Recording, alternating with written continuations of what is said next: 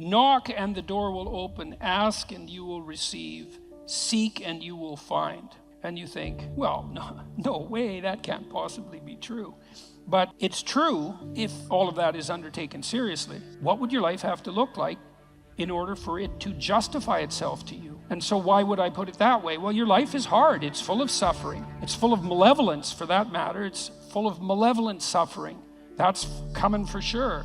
And that's a heavy burden to bear. And you might say, well, it's so heavy that nothing at all could possibly justify it. And I think if you watch your life, you see that there are things that will grip you that do appear to justify the weight of existence. And I think you can commune with yourself, which is a form of thought. It's a form of meditative prayer, but that's a form of thought. And the thought is, what do I want? If I could have what I wanted and needed, what would that look like? And you might say, well, why would I associate thought with meditative prayer? It's like, well, what the hell do you think you're doing when you're thinking? If it isn't praying, it's the same thing. You first of all, you formulate a question, what do I want? And then you ask it. And you might say, well, who are you asking? Well, you're asking yourself. That would be the classic modern answer. It's like, well, if you're the person with the answer, why did you have to formulate the question? And so what are you doing when you formulate the question? And really, what you're doing is you're opening yourself up to revelation. And you might say, revelation from what? And that's a good question. But in some sense, it's a revelation from the ground of being itself. You know, you ask yourself a question, if I could have what I needed and wanted, what would that look like? You'll get a dream, you'll get a vision, and it comes to you. That's the most accurate way of describing it. It makes itself manifest in the theater of your imagination and in precise proportion to your willingness to actually formulate the question. It's a rather frightening question to allow yourself to ask yourself what it is that you really need and want, because you simultaneously make the conditions for failure clear to yourself. You should sharpen your aim. You should specify your goals. Now, the price that comes along with that is you'll know when you fail. But the advantage is you'll know when you fail. You can learn. Now, more practically, you don't know where you're going or why. I don't know what to do with my life. Well, that's a pretty vague problem, because your life that's a big, complex, multidimensional thing, and the probability that you're going to be able to formulate an answer to the question, what's the meaning of my life, is pretty much zero. Like, it's a one-sentence question. You think there's a one-sentence answer. That's not helpful. Where do people generally derive their sense of meaning? And it's not that complicated to figure that out. And this is also a conservative perspective in some sense. Well, most people need or want an intimate relationship and some family interaction. Maybe that's children, maybe it's with your parents or your siblings, but zero family interaction is generally not part of the optimized human condition.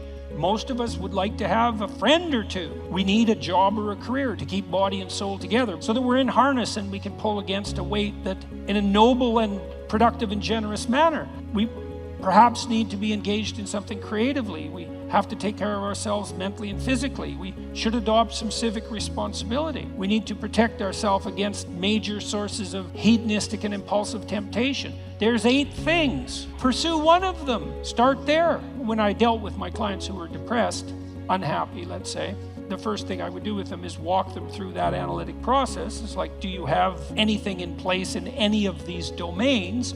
Sometimes I had people who were doing pretty good in all 8 areas and were still unhappy. Those people were depressed, technically, right? Because their lives were actually in pretty good order, but they were miserable. There was something wrong with them. They were ill in some way that was lowering their mood, destroying their positive emotion. Other people would be batting 0 on all 8 fronts. Like, they weren't depressed, they just had terrible lives. Really, and so what I would do with those people is, well, look, like, here's 8 things that aren't in place in your life. It's no bloody wonder you're miserable and everything seems meaningless except for the suffering, because that's a meaning too. It's like, why don't we start working incrementally in a few of these areas And then we can just evaluate and see if that's helpful. And it's almost invariably helpful. You ask yourself, well, what do I need that I don't have? Well, maybe I'd like to have a partner. Okay, well, I can't just leap from not having a partner to being happily married in one fell swoop. There's intervening steps. One of the things I used to do with my clients who were lonesome is say, well, look, have you tried online dating? No, I'm too afraid. It's like, well, no wonder you're afraid of it. You have your reasons. But we could start small. It's like, why don't you write out a dating profile? Don't post it. Just go online one of these sites and write out a profile. Who are you? What do you have to offer? And what do you want? Think it through. Write it out. Come up with a coherent representation about who you are. And then figure out what you want. And see how that works. We can play that through. And then maybe when you develop that in a manner that feels solid to you and reliable and genuine, and you've also developed a vision of the person that you're trying to attract, that would help you feel confident in your happiness if you actually met that person. Well, then you're ready to go. Launch it on the site and talk to the person. First, maybe it's just text, and then maybe it's coffee. And, there's incremental ways of doing this, and you can do that with all of those 8 domains.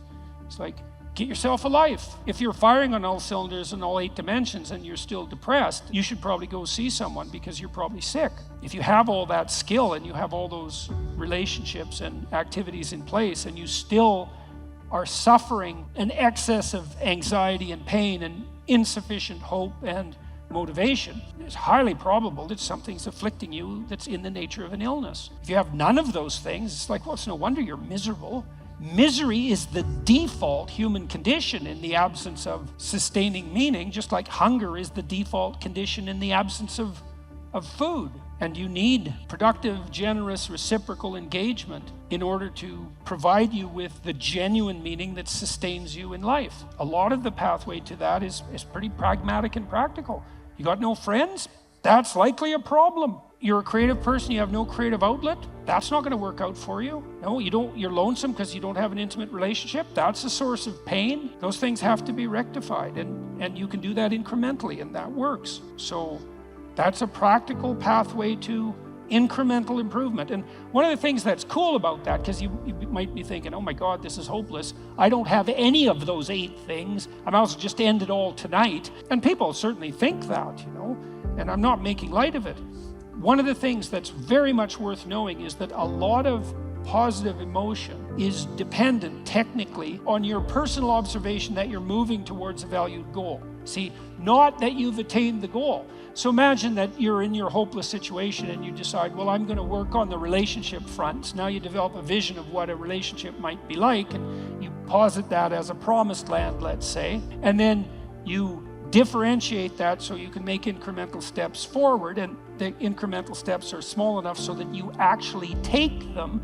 As soon as you start to take them and you observe yourself moving forward in relationship to that goal, then first of all, you'll be stabilized on the anxiety front because now you have a purpose that's finite and defined.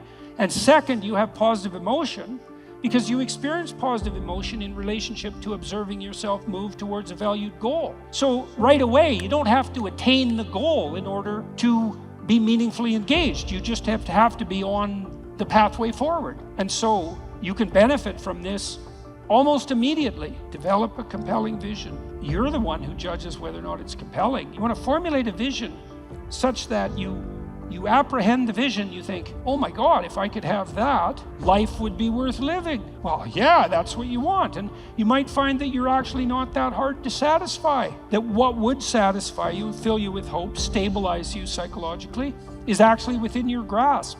There's any number of things that are right in front of you that you could radically improve with the right vision, and that would result in radical improvement, and not just for you, but for everybody around you. That's just right there in front of everyone. And it's particularly true if what's around you is pretty dismal, because if what's around you is pretty dismal, there's just no shortage of opportunity for improvement.